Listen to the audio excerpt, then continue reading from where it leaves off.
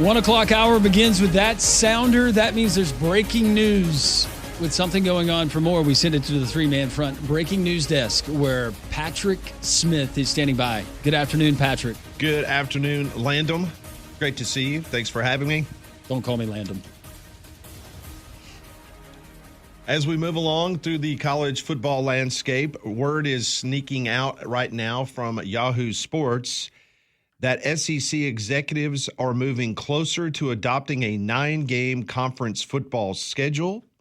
A decision remains with the presidents, who are expected to meet soon on the issue.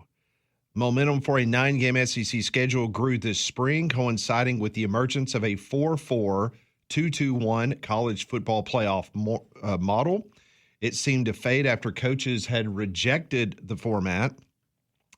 However, combined with added ESPN money and to potentially ease college football playoff talks, SEC leaders are inching closer to adopting the 9 conference games.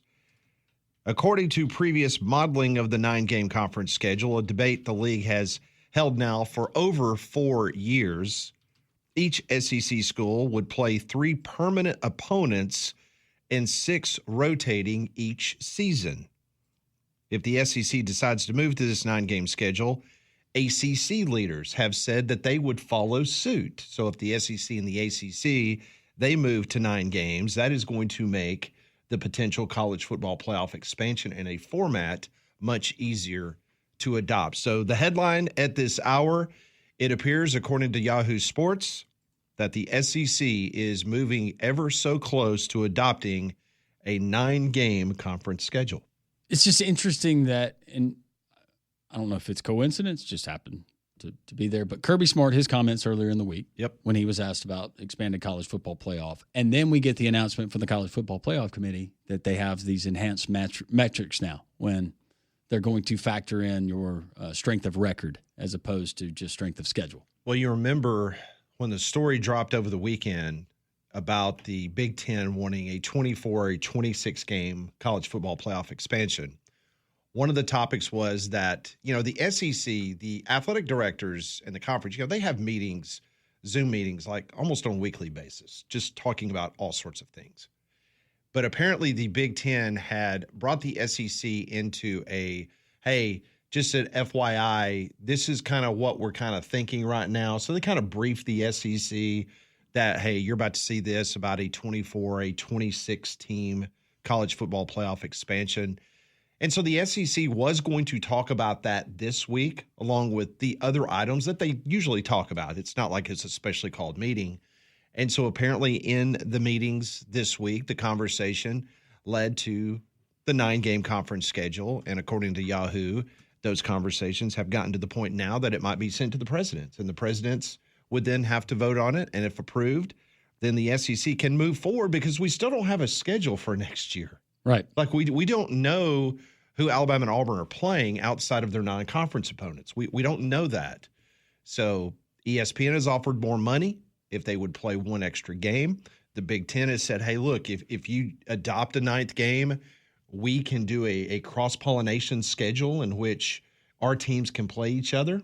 Now there's more Big Ten teams than SEC teams, but they could work out the logistics on that, on who would be on the rotation to play each other. So to me, this is exciting. This is something that should have been done 4 years ago, but it's taken this long to get to the point. So maybe we're very close to the goal line. I'm guessing that with a 9-game SEC schedule, they keep the rotation the same in how they figure out the schedule. But if they wanted to keep it the way that it would normally rotate with 8 and then take that 9th and say, what are some of the matchups that we're missing with this maybe every 2 years not having?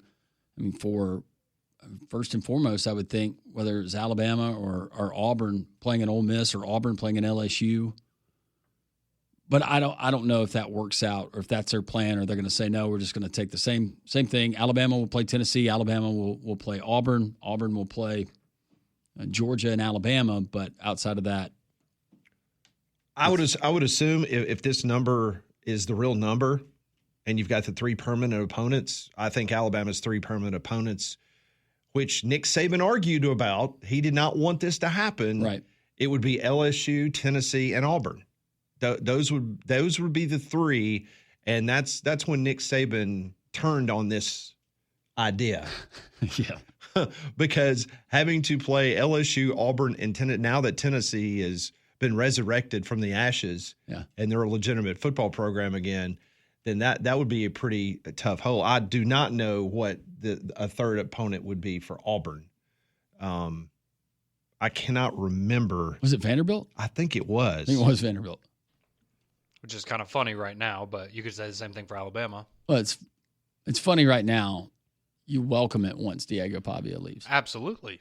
That's what everyone's fighting for. When is Diego leaving? That's a good point. Do we know that? I was about to say, with that TBD, maybe you want to fight over Kentucky or Mississippi State? Which one of those teams you get to play? They would be ripe for putting on your schedule right now. Mm-hmm. I would think so as well. It all runs in cycles. Be careful what you ask for, right? Maybe after last year, Auburn's could be Texas A&M for the third opponent. So from an Alabama perspective, who would you want the three to be? I mean, from the competitive standpoint, and with the rivalries, I think LSU, Tennessee, and Auburn would be the way to go, but I understand why you don't want to force yourself to play a more difficult schedule every year than the other teams in the conference. But yeah, I think that would be a solid pick. If you were to let one of those go, I guess you would go LSU. I know Auburn fans, some would say bring back Florida every year like we have with Amon Corner. Mm-hmm. But I think you would get a lot of LSU added to Auburn's schedule. Okay, I found it. I found, and I will never forget this, Landrum. You and I were at Barber's Motorsports Park. We were doing a remote. Yep. And this story broke. And we spent the rest of the show talking about, because that was when Nick Saban came out. Yeah. And he was vehemently opposed to this idea. According to the previously reported, the three opponents for every SEC school based on metrics that they took the 10 previous years, Alabama would play Auburn, LSU, and Tennessee. Auburn's three opponents would be Alabama, Georgia, Vanderbilt. Yep. Arkansas would be Missouri, Ole Miss, and Texas. Florida would play Georgia, Oklahoma, South Carolina. Georgia would play Auburn, Florida, Kentucky. Kentucky, Georgia, Mississippi State, South Carolina. LSU, Bama, Ole Miss, and A&M. So that's a good solid one. That's tough. That's three tough games. Mississippi State, Kentucky, Ole Miss, Texas A&M. Mizzou, Arkansas, Oklahoma, Vanderbilt. Oklahoma would play Florida, Mizzou, and Texas. Ole Miss, Arkansas, LSU, Mississippi State. South Carolina would play Florida, Kentucky, Tennessee. Texas would play Arkansas, Oklahoma, and Texas A&M. A&M, LSU, Mississippi State, Texas. Tennessee, Bama, South Carolina, Vanderbilt, Auburn, Mizzou, and Tennessee. That is based on the previously reported metrics that the SEC used in regards to the win-losses and trying to pit the different teams. For Alabama, it was the fact that Tennessee was so bad over the course of that 10-year period that was the team that Alabama, was thrown in there. And obviously for Auburn, it was Vanderbilt. Well, Tony Petitti's happy. He will be. So he'll feel like he won. So, right. He'll feel like the SEC bent in the knee. And I think that's what he wants at the end of the day, is to feel powerful. He wants what you were talking about earlier. He wants that spot in the back of the classroom where he can see everything in front of him and there's nobody behind him. That's what he's looking for. Just like a baseball guy. Right? It's Mike Griffith's favorite line. He's not a football guy. He's a baseball guy. Like the home plate umpire. You see everything. That's right. And then you start thinking about some of these non-conference opponents like Alabama and Ohio State. They have a home and away that is scheduled towards the end of this decade. And if the SEC moves to the 9-game conference schedule, yeah, then that could be they would keep that game, and that would be the Big Ten. Oh, yeah. The crossover game. I don't know what everybody. We don't know how these teams are going to be. I will go ahead and mark it down. That will be the toughest schedule in the country that year. Oh, Alabama's schedule? It won't be easy. Bring it on. You invite it, though. Bring it on. More teams in the playoff. Get expanded playoff. I mean, so New metrics on how do we select the teams. We might have 28 teams in the playoff by then. So think about this. This is another reason why this should have happened a long time ago. So despite being in the conference for 13 years, Texas A&M has only hosted Tennessee or Georgia once combined. Think about that. They've been in the conference for 13 years, and they've only hosted Georgia or Tennessee once combined between the two schools. Tennessee has not played an SEC game in the state of Mississippi since 2014, even though the states share a border.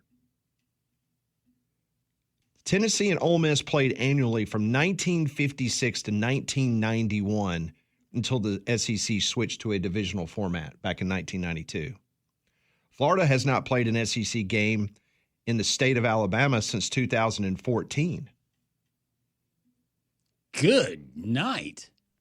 How about that? I was at that game because somebody hung an alligator over the second deck of Bryant-Denny Stadium. Was that when Muschamp was still at Florida and you had, what's his name, Charlie Weiss is the OC?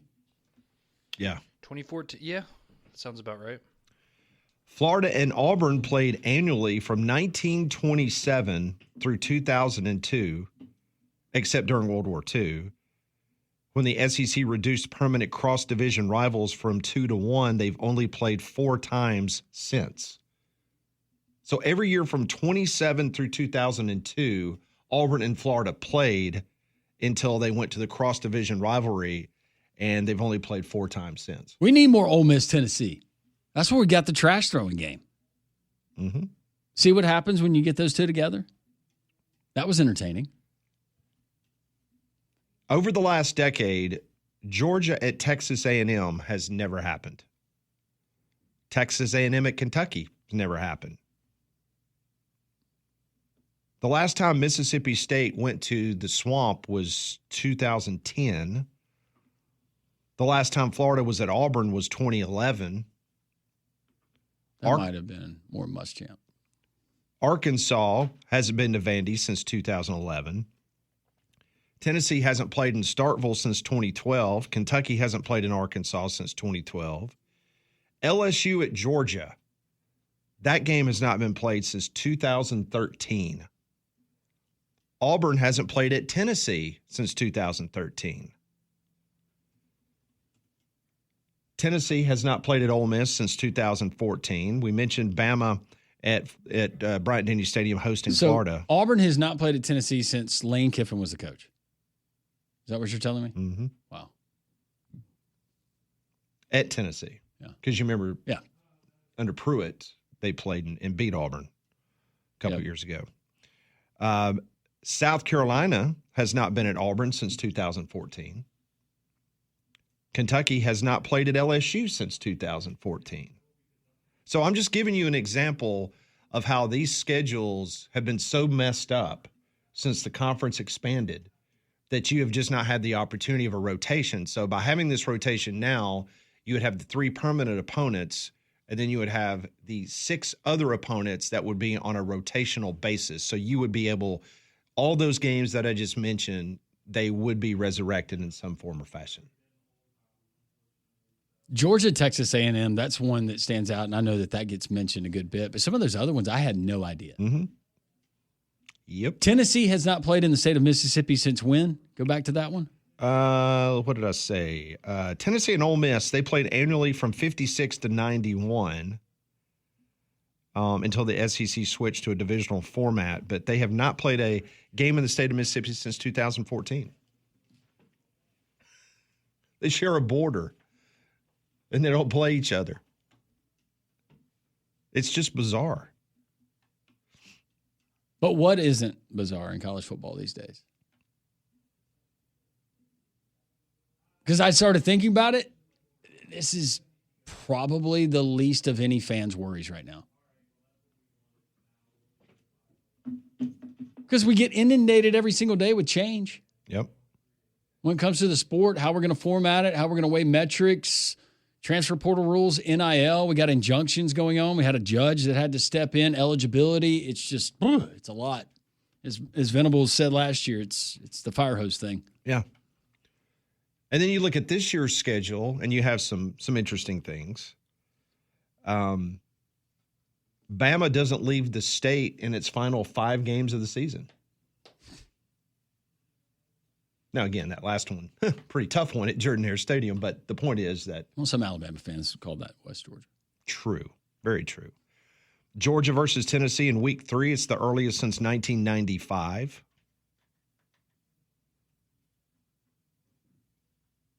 I'm just sitting here looking at different things that's going to be happening this year. Mizzou has 8 home games. First time in the school's history that has happened. They don't play a road game until they visit Auburn on October the 18th. Oh, my. They snuggle up to in the offseason. Man, they kind of got the Texas love, didn't they? Yeah, they did. I mean, to be fair, wasn't it? Auburn had like 5 straight home games? Was that last year when they started off that way? So I guess it's just going to be a team every year. It doesn't always work to your favor, that being case in point. That is a good point as well. Now, Tyler McComas, we love. Love Tyler. Didn't he put on his... I really like him. You love him. I'm just kidding. On his ticker talker, didn't he put that they were going to go 9-3? Yeah. Isn't that what he said? He did. Yep. I don't know if you've really looked at their schedule. I have. Oh, their schedule's insane. But in the second half of the season, they play 4 SEC games in 4 weeks without a break. And the only one is at home. That stretch starts with Texas, then a trip to Georgia, a home game against Ole Miss, and then a road date at Tennessee on November the 1st. Yeah, their schedule, I know Florida's schedule is, again, very, very difficult. Like last year, I think Oklahoma's kind of like Florida's last year, where you just look at it and you're, what are you supposed to do with that? So then after the bye week, they play Alabama, Mizzou, and LSU to end the season. Well, there's 7 of their 12 games. You've got teams that are currently ranked in the preseason top 25. That does not include Auburn, which could be there before season's end, and it doesn't include Missouri. So they could, at the end of the day, 9 of their 12 games could have come against teams in the top 25. Yes. Yeah. And we were just talking about all these teams going places, and it's been a long time. This will be Alabama's first trip to Athens since 2015. Yeah, I was about to say 2015. Then before that, it was, 2007 or 2008? 2008 was the last time that they did that. That was the blackout. Who was the blackout Georgia game, yeah. running back that got – was it hurt? Or was that an Alabama running back that got hurt during that game? In Which one? 2015? Yeah, that was the – 2015 wasn't was that the in the rain? rain. Was it that rain-soaked game? That was the rain. That was when Henry ran all over I was him, about right? to say that. That game was not close. Was it the but Georgia yes. running back who had gotten hurt? I was about to say, in 2015, would that have been, I don't know, it was either Nick Chubb, Sony Michel, or Todd Gurley. To be honest, they all run together. Yeah. And they were all amazing. Yeah. Yeah. Yeah. We will continue this conversation. It appears the SEC is moving another inch closer to a 9-game conference schedule. We'll open up the phone lines next. 1-800-239-WJOX.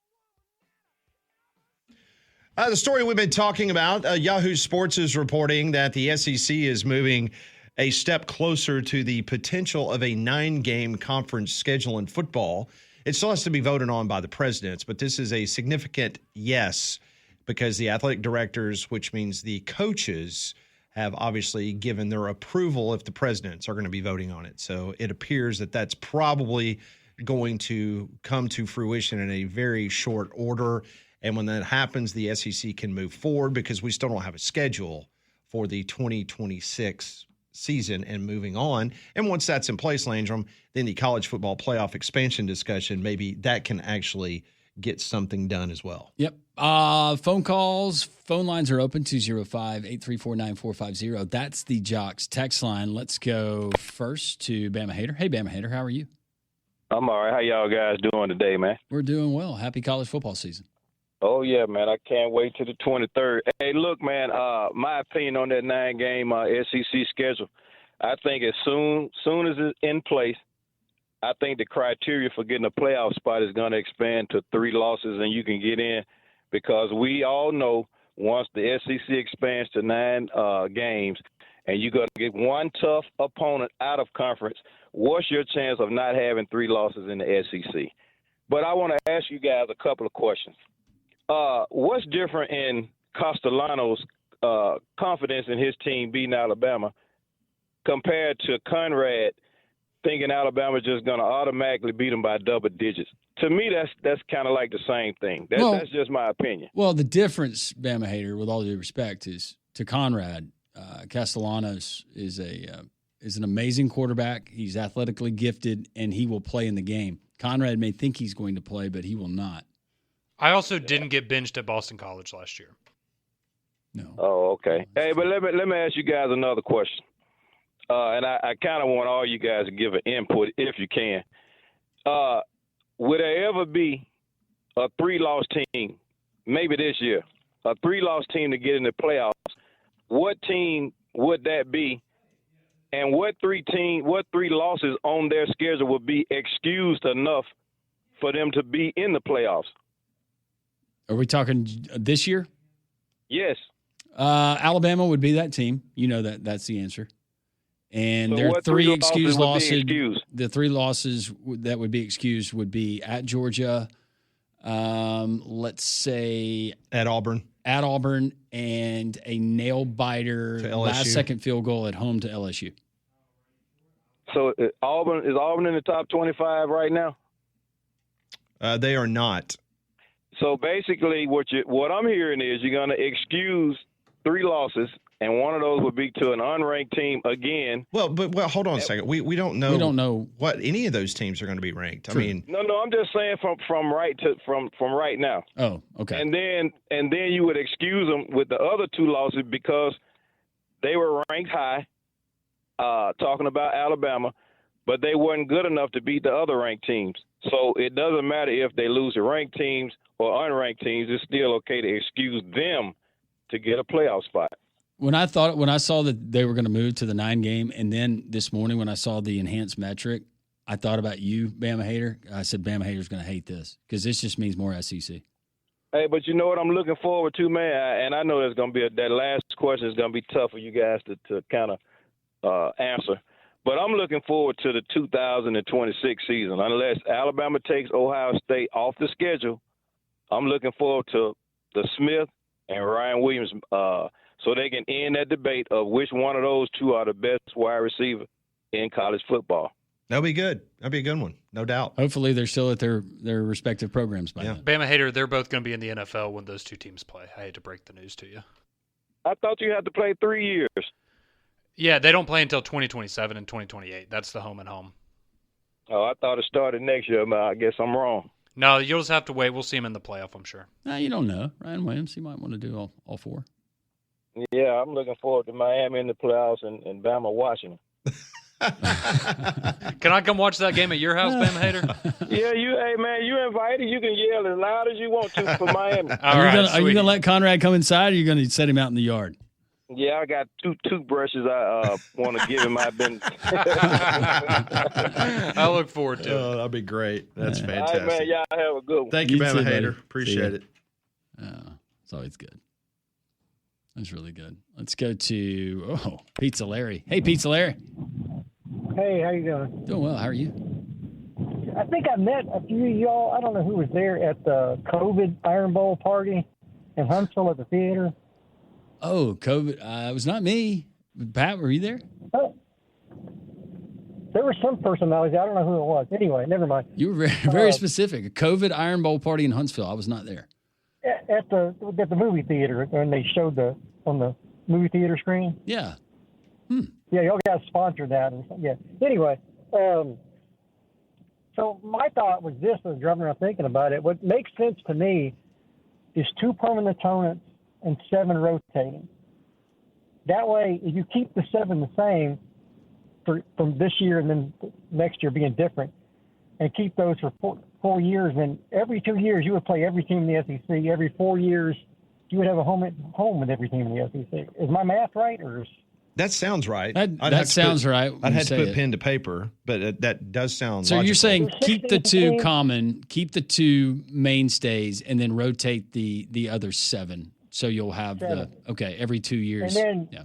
so in a 4-year period, you keep those, the 7 you play this year, you play 2 years from now, And then at the end of 4 years, if you try to make those schedules equitable in some way, and then if the power shifts at the end of 4 years, you can change them up. And then for each 4 year period, you would, like I say, you would play every team in the SEC in a home and home. I'm down with it. You could change the order, when they play during the year if you want to, mix things up. But yeah, for sure. Pizza Larry, thank you for the phone call, and hopefully we'll get to meet you in person one day. But as Pat going back through, I love the SEC, and I've watched SEC football ever since I began watching football. But I had no idea some of those matchups and the droughts that we've had with those particular matchups. And listen, and kudos to Greg Sankey. Greg Sankey has wanted to change this 4 years ago. He brought this subject up, and it has been a bone of contention. He has been all in favor of going to 9 games, but he works for the presidents of the universities. And if the presidents of the universities don't want to go to 9 conference games, and that's what has been the holdup. But it seems like we got a little bit closer. We thought it was going to be a decision in Destin, and then all of a sudden a bunch of the college football playoff stuff came up. And so they've continued the conversation the last couple of months. And according to Yahoo, this has come to a head this week, in which it appears the coaches and the ADs are okay with the 9. Now it's the presidents to make the ultimate decision. And I understand it from a fan perspective, but as someone who travels with a team during the college football season, the venue change, going and playing at a different place, that is exciting for everyone involved. It's just stupid that Georgia and Texas A&M. I mean, it's Texas A&M played in Athens, but Georgia has never gone to College Station. I mean, it's not like this is Texas and Oklahoma that just joined the league. I mean, Texas A&M has been in the league for almost 13 years, and they haven't been there to play a game. It's just stupid. We'll continue. Not fair to the Merry Milkman. No, not at all. They deserve to have the Bulldogs in town. They love Bulldogs. Yes, very much so. All right, we will continue with your calls, your texts. I understand some people are tweeting at us some stuff that's inaccurate. But anyway, we will continue to talk about the scheduling in the SEC next. Don't read and believe everything you see on Twitter. If it's related to any of us personally or the show or the station. We have been as transparent as we possibly can be. That's it. Don't know what else we can be. Nope. That's the trust that we have between us and you, the listener. And if you ever break that, then we really don't have a show. But we have done everything in our power to be as upfront as we possibly can about every situation that has come up in this market. And we will continue to do so. I don't mind saying I did not use our small amount of time in between the breaks. And I might have to dip out this segment. That's transparency. A little too much liquid today. Artec Tractor Jasper is having a sale on all their, speaking of fluids. Nice. They've got 15% off their fluids and filters to the end of September. I'm talking about oil filters and air filters, engine oil and hydraulic oil. Locally owned specialists in mowers and tractors. I bought my zero-turn Toro, and it has been a game changer for me. They've got Cub Cadet, Gravely, Bobcat, Spartan, residential to commercial grade, tractor brands like Mahindra, Bobcat, knowledgeable sales staff. I called Jeremy and Greg up at Artec Tractor because I was in the market for a mower, and they put me in touch with the right folks. And then, of course, I went to artectractor.com, picked out which one that I wanted to get. And Jeremy, he delivered it to me in Trussville from Jasper. But I live 5 minutes from a big box store, and I said, I don't want to purchase that. I want to go to the experts, and that's why I went to Artec Tractor. You should do it too. artectractor.com, just north of Jasper on Highway 5. What's your top speed on that thing? I don't know. I don't have it all the way. I mean, it will get up and go. He warned me. Like when he got it off the back of his truck, he was like, hey, just beware.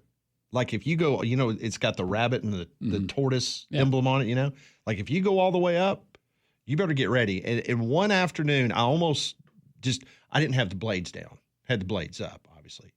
But I just kind of wanted to. And yeah, it'll go. It got up and go, man. Don't they have riding lawnmower racing? I believe so. They have it out at Sayre or somewhere like that. Yeah, I'm telling you, we need to get you involved in that. That'd be great for you. Oh yeah, I need one other activity, Landrum. We'll be on your my pit, schedule. We'll be your pit crew. Yeah, please. Just one more thing. I don't know what that involves. 205-834-9450. Troy is in Oklahoma. Wants to comment on the schedule. Hey, Troy. Hey, guys. I remember about 4 years ago when SEC just got their deal with ESPN, and they talked about a 9-game schedule, but ESPN wasn't willing to pay for more inventory. So I guess the presidents didn't go for it by then. That is correct. A matter of fact, the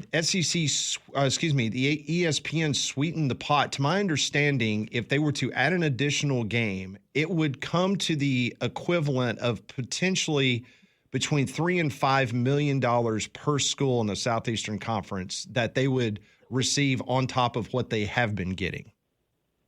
Makes sense to me. It's more good football, so I don't see why anybody have a problem with it. But And it's more good football, is- and the schools will get more money that they can invest in players.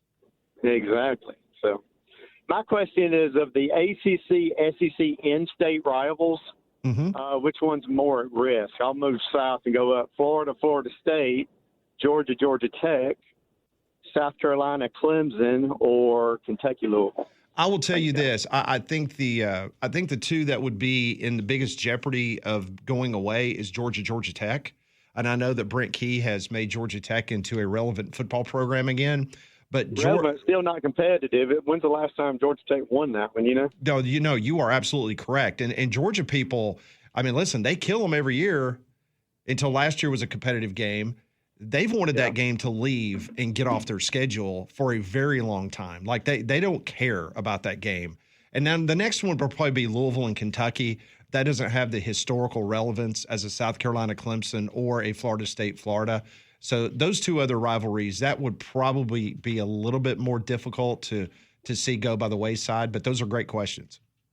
Yeah, thanks a lot. I think the South Carolina and Clemson, there'd be a big uproar. Yes. Same with Florida State. You're right. Yeah. Hey, thanks a lot. Hey, thanks for the call from Oklahoma, listening on the Jocks app. We appreciate that very much. And also, folks watching us on YouTube every day. We appreciate that very much. Text line is open, 205-834-9450. This one reads, I say no permanent opponents, all rotate. The only fair way to do it, make the rivalries mean that much more. They could still play in the championship or in the playoffs, especially if it goes to 7 teams for the SEC.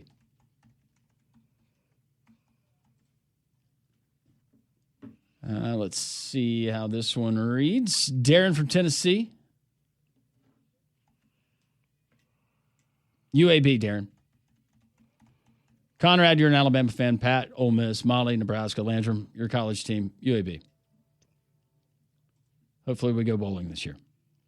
Luke, I think it's messed up that Auburn has only played Florida 1 time since expansion, but Missouri 4 times if you count this year with all the history between Florida and Auburn. Agree, Luke?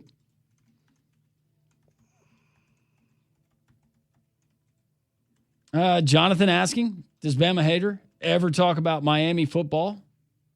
He does sometimes. Very rarely.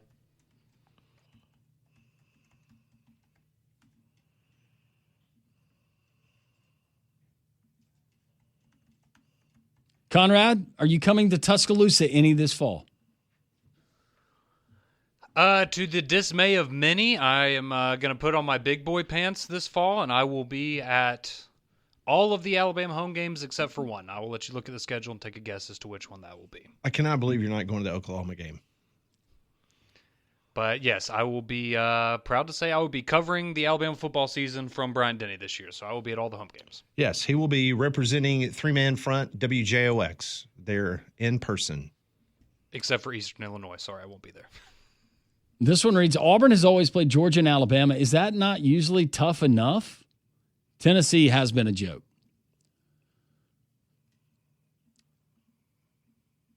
So as opposed to having Alabama, Georgia, Vanderbilt, which would be that fixed opponent.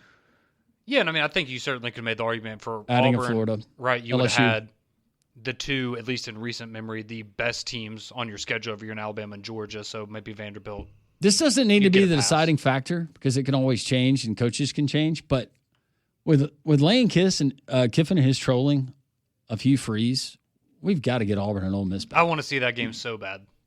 If I could add one game to the schedule this year, it would be Ole Miss and Auburn. Because And don't you get a feeling by next year? Again, they got to come out with a schedule regardless, whether it's an 8-game schedule or a 9-game. I got a feeling that Ole Miss Auburn game will be back. we'll get Ole Miss and Auburn, and we better have Georgia at Kyle Field and College Station. Those are the two things we need next year. Yep. And that's what was so weird last year. Georgia going to Austin. Yeah, the first in year. the first year that Texas is there, but they've never been to College Station since the Aggies have been in since 2012. Yep. By the way, going back to the discussion we had, Alabama 2015, Georgia. Following week is when Nick Chubb injured the knee. At Tennessee, yep. Yeah, because he had a great game against Alabama. Here, I'll send y'all the picture of that. No, don't send it to me. I don't want to see it. I will say, I don't Molly think said she wanted to see I it. don't think that one's quite as bad as, and you kind of have your pick between two. The Marshawn Lattimore, those are I remember exactly where I was. those are probably the worst that I've seen. And the I ran in at 5K that morning.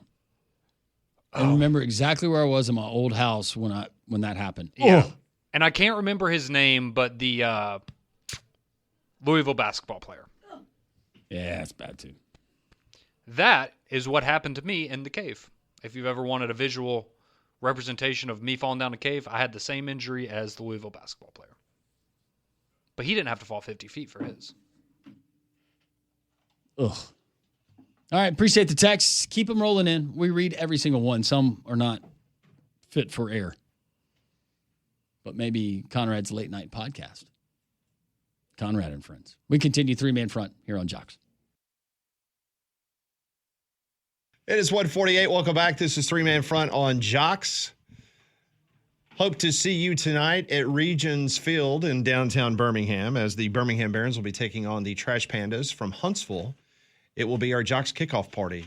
Hopefully you guys were able to win some tickets and we will be able to see you tonight. How about this? Urban Meyer is asking the NFL to suspend Jim Harbaugh for his actions at the University of Michigan. I'm not lying. I'm not making this up. I'm not making this up. A better person. So on the Triple Option podcast, Urban Meyer said when Jim Tressel was fired by Ohio State and he was given a suspension, Roger Goodell, commissioner of the National Football League, came out and said that they were going to honor that suspension. Tressel was at Indianapolis. He was working in the replay room for the Colts. The Colts, because of the respect he had for the NCAA and the suspension, they suspended Jim Tressel for the first 6 games of the NFL season. So Jim Tressel was not the head coach, but he was working for the Colts. And because of his involvement with the NCAA issue at Ohio State, Roger Goodell and then the Colts decided to suspend him for 6 games. So now Urban Meyer quoting that situation. That's gold. He wants Jim Harbaugh suspended for a number of games with the Los Angeles Chargers. That rivalry, man, it's runs deep. something else. He's just bitter that Jim's had 2 successful stints in the NFL, and Urban And he Meyer didn't. He had one that was really bad. one of the worst seasons in the history of the NFL as a head coach. Yeah. Wow. Well, you can make it a great season with our friends at Prize Picks. Prize Picks is the best place to win cash while watching sports. You can join millions of users and sign up today. It's simple to play. You just pick more or less on 2 to 6 player stat projections. If you get your picks right, you could cash in, win up to 2,000 times your money. We do it collectively, usually here as a show every single day. We hit again last night with our projections with total strikeouts for Cam Schlittler. There we are. Yeah. I said it right? Yep. And Hurston Waldrop of the Braves. It's really simple. A lot of our Jocks listeners got turned on to it last football season, but you can get turned on as well. How about this? Download the Prize Picks app today. Use code WJOX. Get $50 in lineups after you play the first $5 lineup. That's code WJOX. Get $50 in lineups after you play your first $5 lineup. Tonight, runs, hits, plus runs batted in. All of that combined, 1.5 Mookie Betts. I'm going to go more for Mookie Betts on that one. And how about Freddie Freeman? They're at Colorado. 1.5 I'm going to go more for him as well. If I hit on both of those, I'm a winner. You can be a winner too. Prize Picks, run your game. I just have to say real quick, y'all did see that Ohtani got shelled by the Rockies last night. Just throwing that out there. Yeah. The Rockies are deceptively good all of a sudden. I don't lost McMahon. I don't know what's going on there. That's kind of weird. Who knew he was the cancer of the locker room, and we took him off there? How's he doing, by the way? Nah. He hit his first home run last weekend, and I was like, oh, first home run, and we've had him for a month. Great. So a buddy of mine who works for one of the big Las Vegas firms, if you know what I mean. Mm-hmm. Yeah. He just sent me, and this is on the board. So tomorrow night is the start of the Alabama High School Athletic Association football season. Yes. And IMG Academy is playing the Hoover Bucks. IMG is a 21.5-point favorite. So you can actually play that game. You can play that game. IMG 21.5-point favorite. The over-under is 48.5. So that is on the national board for tomorrow night, along with a couple other high school games around the country. So just wanted to pass that along. I know we're not going to have time for a full version of Pat Ponders, but I do want to ask the one question that is pertinent, in which you don't have to play the music. Oh, man. Okay, play the music. Here we go. What you're thinking, tell me what's on your mind. It's time for Pat Ponders. Brought to you by Courtesy GMC in Trussville. Visit them online at courtesybirmingham.com. Is this the shoe question? Yeah, it's the shoe question. Okay.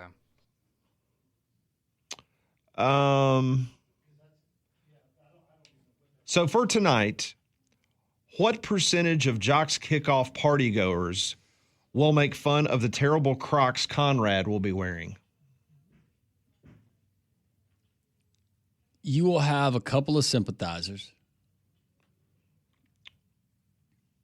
You'll have a few people that don't want to be rude. But for the most part, I welcome it. To be honest, if you don't like the shoes, it's not going to hurt my feelings. Y'all can tell me. It's empowered you, hasn't it? I'm going to say 9. I will say 9 out of every 10. So 90% will hate them. 90% feels like a solid number. 90%. See, I don't think it's going to be that much because I think it goes back to what you just said about people being polite. Well, are you talking to his face or when they come over for another discussion? Well, I didn't distinguish that. And he's not a part of it. Do they go, yeah, those are terrible? Well, if that's the case, I think that it would be as high as you're predicting. I've seen those shoes. I was going to go the, 90-10 as I saw those shoes on the dad at Universal. I don't think I've seen anybody other than Conrad wearing those. Now, maybe I have on TV. Yeah, probably good reason for that. There's good reason. They're really expensive, but also you've really got to want to wear them. Well, and like Pat said, there is a part of me, and I can't explain why I am the way that I am, but if I wear something like that and people criticize me for it, it makes me want to wear them more. Yeah. It makes me feel emboldened. It makes me feel good about myself. It's like when I used to get onto my kids, one of my kids, if we got onto them, they just would smile. And if you spanked them, they'd be, okay, well, is that all you got? My spank me stepdad more? was like that with a shirt that he had that it got so thin. Now it was really soft, but it had been washed so many times that a hole started wearing in it. And my little sister would give him so much grief. Do you think he threw the shirt away? No, he wore it every time he saw her. All right, very quickly, I just got this text. If you want to go to the party tonight, we've got 2 tickets right now. 2 tickets, a pair of tickets to the Jocks Kickoff Party. If you want them, just call us. 1-800-239-WJOX. That's 1-800-239-WJOX. We've got a pair of tickets. All you got to do is call us. We're going to get an email address. We're going to send you the tickets. The phones are ringing now. 1-800-239-WJOX. We'll see you tonight. Have a great rest of your Thursday, everybody. Jam-packed Friday. God is great.